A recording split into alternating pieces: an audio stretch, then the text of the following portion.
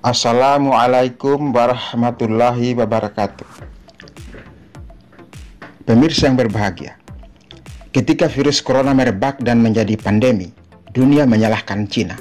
Namun ketika Cina mulai pulih dan pandemi virus corona tersebar ke seantero jagat, semakin banyak orang yang menyalahkan globalisasi.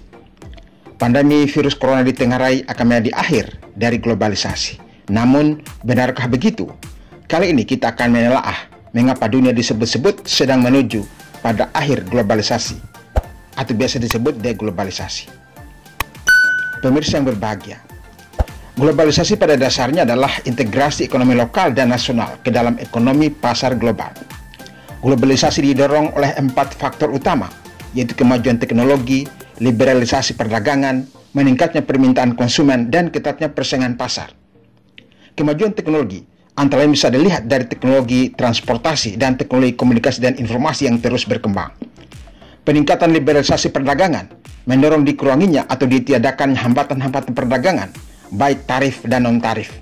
Meningkatnya permintaan konsumen adalah sejalan dengan meningkatnya pendapatan dan standar hidup masyarakat. Tingginya persaingan di pasar dalam negeri mendorong perusahaan untuk masuk ke pasar global. Dengan kombinasi dari 4 faktor tadi, globalisasi kemudian berkembang dengan melibatkan aliran yang bebas dari barang, jasa, modal, teknologi, manusia, dana, data, dan informasi dari satu negara ke negara lain di dunia. Nah, untuk mengatur dan memastikan lancar dan efisiennya aliran barang, jasa, modal, dan yang lainnya tadi, khususnya melalui perdagangan dunia, maka dibentuklah Organisasi Perdagangan Dunia atau WTO pada tahun 1995 menggantikan GATT, General Agreement on Tariff and Trade. Maka kita melihat sejak itu globalisasi perdagangan berkembang pesat.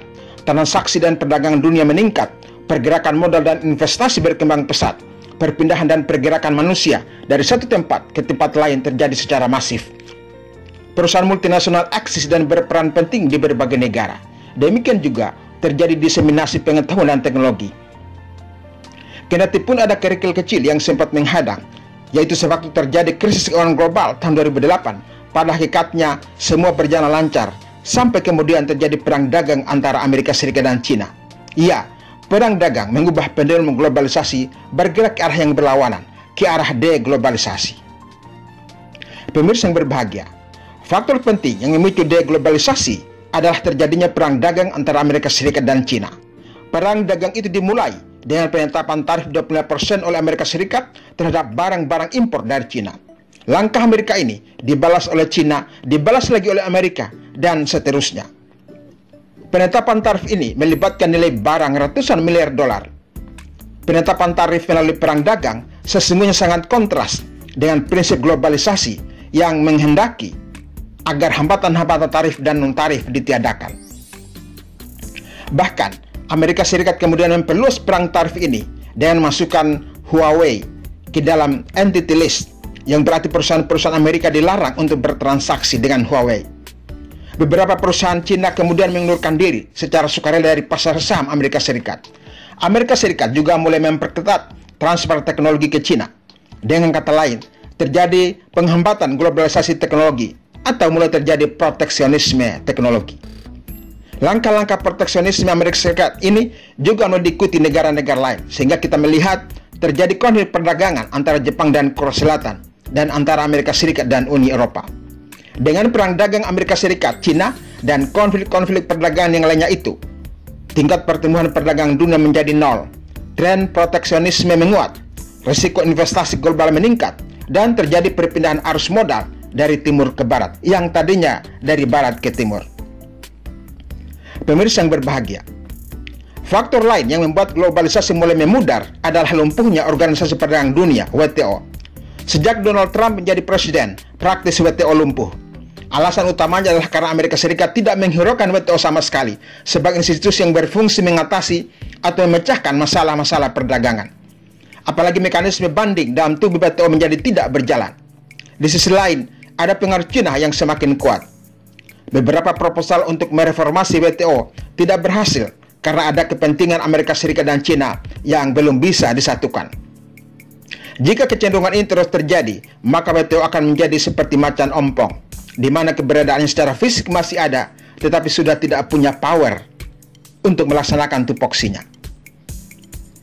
Pemirsa yang berbahagia, di tengah berkecamuknya perang dagang dengan segala implikasinya tadi, pandemi virus corona datang, pandemi virus corona menyerang. Pandemi virus corona kemudian memperkuat tren ke arah deglobalisasi. Kenapa demikian? Alasan pertama ada terkait dengan dominasi rantai pasok global.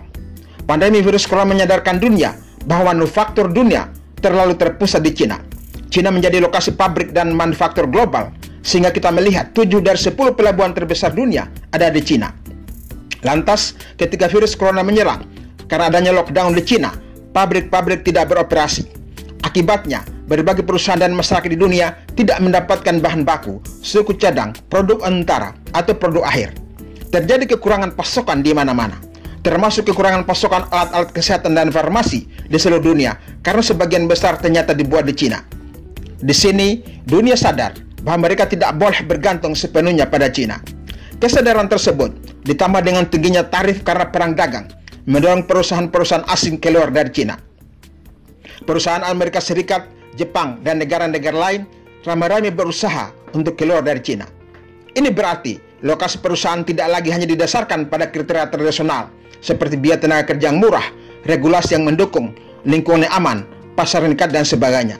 Distribusi pabrik ke berbagai negara berarti rantai pasok global tidak akan lagi terpusat di Cina, tetapi akan lebih terfragmentasi.